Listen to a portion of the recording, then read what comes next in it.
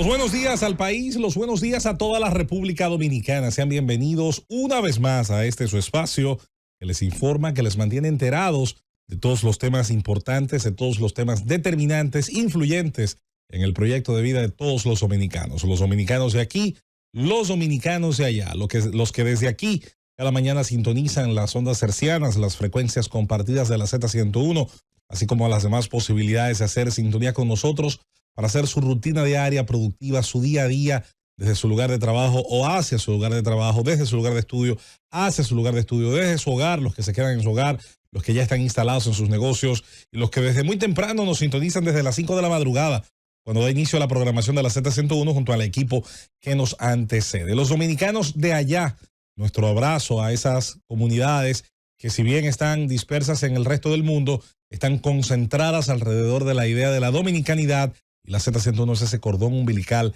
que permite mantenerles en contacto siempre con lo que ocurre aquí en su país, pero también con una visión dominicana, con una visión muy nuestra de ver las cosas que acontecen en el mundo y cómo pueden afectar también el proyecto de vida de muchos de ellos que están en playas extranjeras basados en el trabajo, en el mérito, en el sacrificio, en el compromiso, en el cumplimiento, en la puntualidad, para poder con las herramientas que le da ese sistema, pues también obtener el éxito, lograr los cometidos y lograr un proyecto de vida que hay que decirlo, es lo suficientemente bueno que les permite a ellos, a todos ustedes que nos sintonizan, pues enviar una parte importantísima de ese beneficio en forma de remesas a este país. Queremos, como de costumbre, dar gracias al Todopoderoso, un día más de vida, un día más en salud. Nos permite estar en este martes 24 de octubre avanzando este mes del año que ya está próximo a su final, para que dé inicio noviembre y diciembre en la recta final de este año 2023. Queremos, como cada día, además de dar gracias al Altísimo, a ustedes por la confianza cifrada en la Z101 Gobierno de la Mañana y en este equipo de comunicación. Nos vamos de inmediato recordando las vías de acceso, como de costumbre, de contacto con nosotros, las frecuencias compartidas de la Z101 que abarcan todo el territorio de la República Dominicana, la aplicación Z Digital para celulares, dispositivos móviles, pantallas táctiles, donde pueden disfrutar también de nuestro contenido en tiempo real o diferido, el portal de la Z101, z101digital.com, para escucharnos en tiempo real también o en los podcasts, además de todo el trabajo que prepara el equipo de redacción, y por supuesto,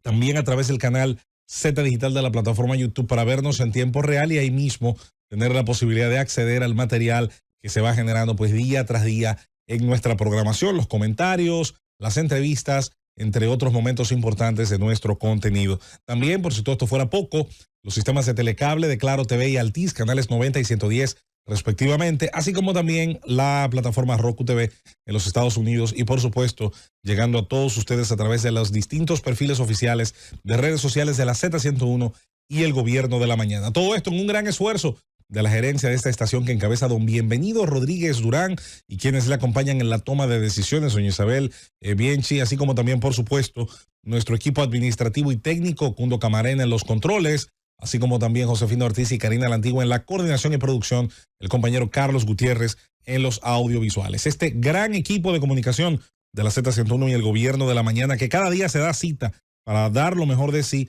traer los temas de interés y, por supuesto, en esta elección de temas, tratar de dejar pues clara nuestra visión sobre la labor institucional, política, de los diferentes actores sociales que protagonizan los temas más importantes. Saludamos a los compañeros Khalil Michel Presbot, Felipe Romero Sánchez, Manuel Conde y Cabrera, Aníbal Díaz, Susana Cotró de Win, Rosendo Tavares Villalobos, Julieta Tejada, Abel Guzmán Teni, Iluminada Muñoz y con ustedes un servidor José Luis Mendoza desde ahora y hasta un poquito más allá de las 11 de la mañana. El día de ayer hubo, pues, como de costumbre, como viene siendo una costumbre en este periodo reciente, la participación del presidente de la República en su encuentro con la prensa, en la semanal, donde sin dudas el tema de interés estuvo relacionado al dengue en el país y sobre todo a una acusación o a un señalamiento o una insinuación que mucha gente ha hecho, que algunos han hecho, con respecto al tema de las cifras sobre el dengue. Generalmente este tipo de aseveraciones, que ocurrió también en administraciones anteriores, porque lo puedo recordar también muy bien, y de hecho ahí está la propia hemeroteca, usted solamente tendría que googlearlo, y va a encontrar situaciones similares donde los gobiernos, tanto del pasado como el presente, aclaran, niegan el retoque de cifras o el ocultamiento de cifras, Y en el caso del propio ministro de Salud, el doctor Rivera, pues el día de ayer tomaba la palabra para dar su versión, su explicación junto a los números que le acompañaban en pantalla con respecto a este tema. Habló de la transparencia y siempre he dicho, he creído, y por lo menos me vale haberlo dicho en otros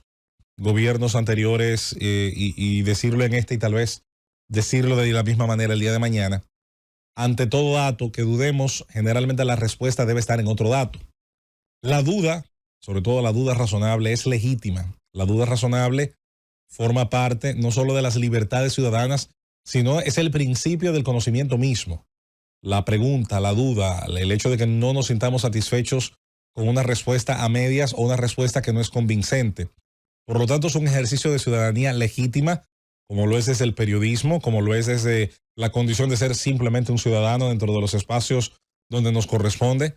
Es perfectamente ejercer esa duda. ¿Será real? ¿Es así? ¿Cuál es la base estadística? ¿Cuál es el criterio con el que se levanta cierta data? Bueno, a eso tienen que responder las autoridades. Ojo, esa respuesta, insistimos, generalmente debe estar acompañada de una buena carga, vamos a decir, bibliográfica, de una buena demostración de cómo funciona ese sistema de tomas, las emergencias del país y los propios hospitales y clínicas privadas del país tienen sistemas desde que accedemos a ellas a través de las emergencias o incluso a través de las consultas, suelen tener buenos levantamientos estadísticos, sobre todo de enfermedades infectocontagiosas. Eso es algo que nos ha tocado ver muchísimas veces en emergencias públicas y privadas, y en general es un sistema que hace mucho tiempo se viene perfeccionando. Ojo, tiene el problema, muchas veces el sistema, los sistemas,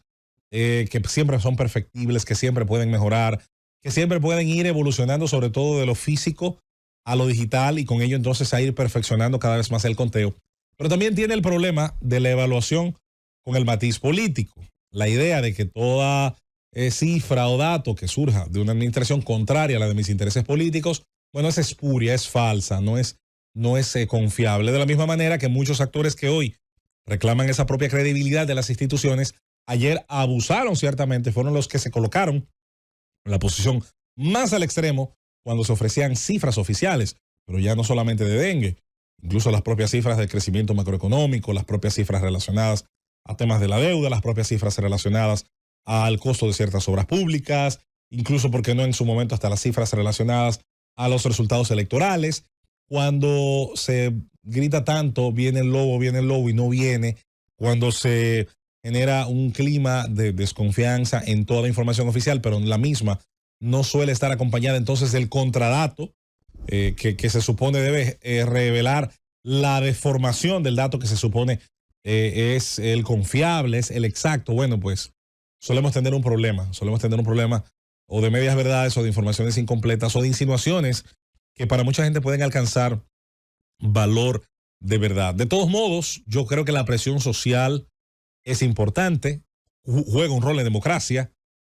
A la desconfianza solamente se puede responder generando más confianza. Eso ocurre en los sistemas económicos, eso ocurre en los sistemas institucionales, eso ocurre en general en los sistemas dinámicos, sobre todo aquellos que están basados en la fe, la fiducia, en los que están basados en la confianza de un usuario que da por sentado que las cosas se pueden hacer medianamente bien. Ese nivel de confianza que pueden generar las estadísticas oficiales, hay que decirlo, está sometido a prueba de manera natural siempre. ¿Por qué? Bueno, porque el ser humano le da mucha importancia a lo que percibe. La parte de la percepción, obvio, esa palabra, ese término, terminó convirtiéndose en una especie de mala palabra aquí, cuando hace unos años atrás, un ministro de Interior y Policía, si mal no recuerdo, hablaba de que la alta delincuencia era una percepción. Desde el punto de vista semántico, dentro del punto de vista del glosario que se utiliza en la medición de ciertos fenómenos, él no estaba errado. Al final la seguridad es una percepción. El concepto de la seguridad es una percepción. Si usted se percibe inseguro caminando en una calle oscura, da igual que en esa calle ocurran 10 atracos como si ocurre uno. Como si en la calle 2 esquinas más hacia abajo, a lo mejor con iluminación, ocurren 2 más. La percepción de la seguridad es una percepción y como es perceptiva, se supone que debe alimentarse de elementos tangibles como son la presencia policial, patrullaje, policía de proximidad, la presencia de una buena iluminación, la confianza en que la respuesta ante una llamada de emergencia va a ser rápida, va a ser eficiente. Bueno, esto entonces va alimentando una percepción directa e indirecta que se va convirtiendo luego en una sensación de seguridad. Pero mientras no ocurre lo contrario, la gente percibe, y eso es ciertamente perceptible, que las cosas no necesariamente van bien,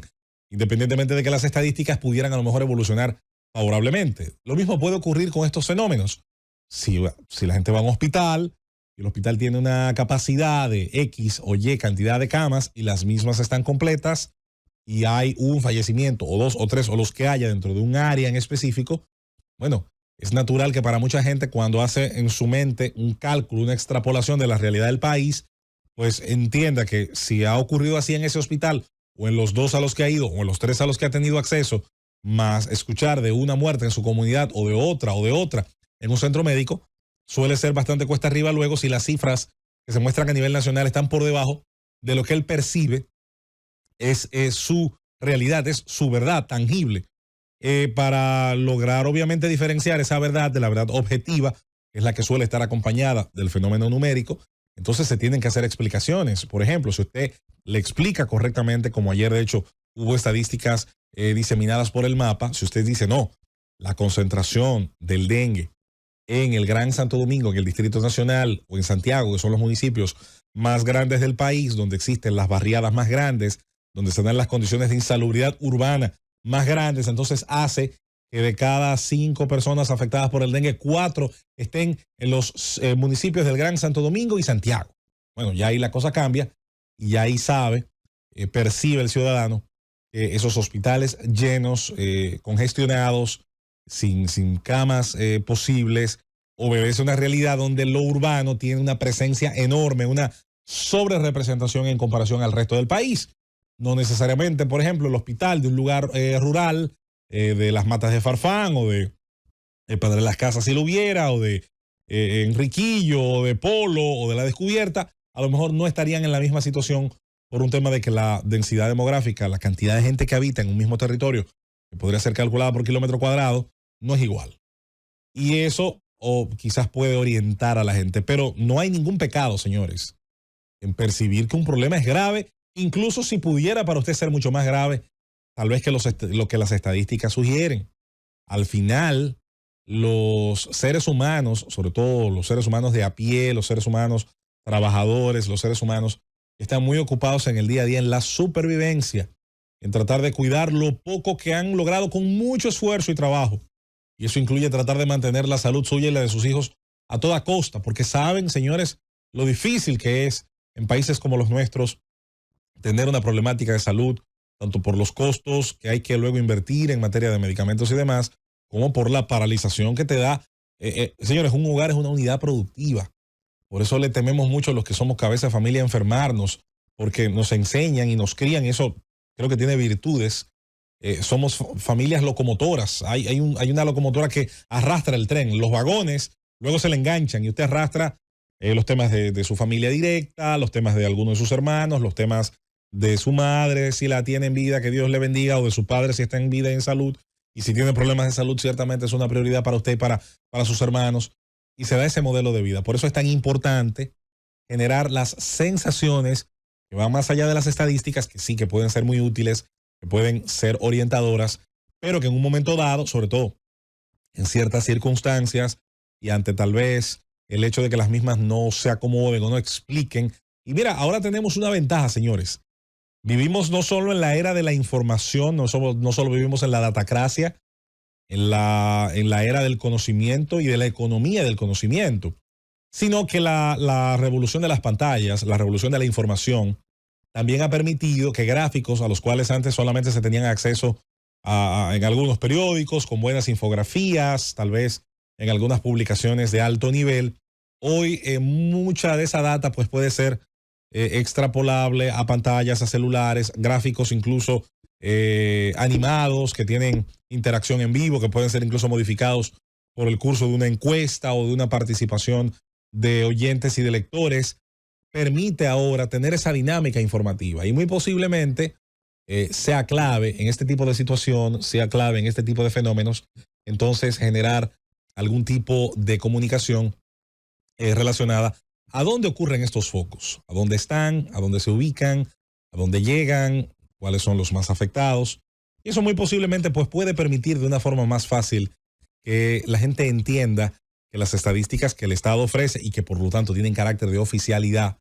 y quienes hicieron estudios de periodismo, sobre todo en la especialización relacionada en las relaciones públicas, saben que la información institucional tiene un reto. La información institucional, aunque puede corregirse, no debe equivocarse. La credibilidad de las instituciones es mínima y por lo tanto su margen de error, si no es cero, es bastante cercano a cero. Y aún siendo tal vez exactos desde el punto de vista de lo que los levantamientos, que insisto, se hacen desde las emergencias de cada uno de los centros médicos del país, de los centros de atención primaria, de los centros hospitalarios de nivel, de segundo, de tercer piso, de los propios centros privados y clínicas en general, amén de la exactitud con la que pueda reportarse ese nivel estadístico, es evidente que siempre dentro de ese margen de error pues pueden ocurrir distorsiones hacia arriba o hacia abajo. Y es natural, insisto, y esto es para las autoridades, que cada vez se tenga que informar más y mejor, de manera más detallada, más convincente. Tenemos una situación difícil que debe dejar enseñanzas, hay que seguir fortaleciendo la capacidad preventiva. Seguimos teniendo un grave problema que yo insisto, se ha sacado de la discusión y eso a mí me preocupa enormemente, el trabajo desigual, deficiente de los gobiernos municipales en los barrios, en los grandes centros de población que sufren el hacinamiento, las aguas negras, que no tienen la planificación y que además de haber crecido dentro de la ausencia más grande de planificación urbana, tienen la problemática, si lo tiene el centro de la ciudad, imagínese usted cómo no la va a tener una barriada que creció en un lugar de un relieve desigual donde se acumula agua en cualquier parte. Imagínese usted la ausencia de un alcantarillado correcto y de infraestructuras de aguas servidas que puedan impedir que se den las condiciones idóneas para los brotes de dengue. La ciudad, el modo de vida de la urbe fue para muchos un avance cuando salieron tal vez del mundo rural. En teoría, eso habría que discutirlo. Pero la ciudad no es la ausencia de problemas. La ciudad, la vida urbana, es el cambio de unas problemáticas por otras que son distintas, que a veces pueden ser peores, que a veces pueden ser mejores, que a veces pueden ser saldadas por el buen trabajo de gobernaciones municipales. Cierro diciendo que en el mundo de la información, en el mundo de hoy, no basta con tener la información exacta. Hay que explicarla bien, hacerla creíble. Creo que el ejercicio de ayer es válido. Me parece muy importante ver ministros, ver al propio presidente, ver al equipo que le acompaña, intentando dar estos razonamientos, pero todavía puede hacerse más y mejor para convertirlo en una herramienta que pueda generar la confianza consuetudinaria por demás del pueblo dominicano, que es al final el que no solamente padece en enormes cantidades estos males, el que pone los muertos, el que pone los enfermos, sino el que con su gran esfuerzo en generación de riqueza individual y colectiva, pues paga los costos de una salud pública que hay que seguir mejorando su respuesta y capacidad de servicio.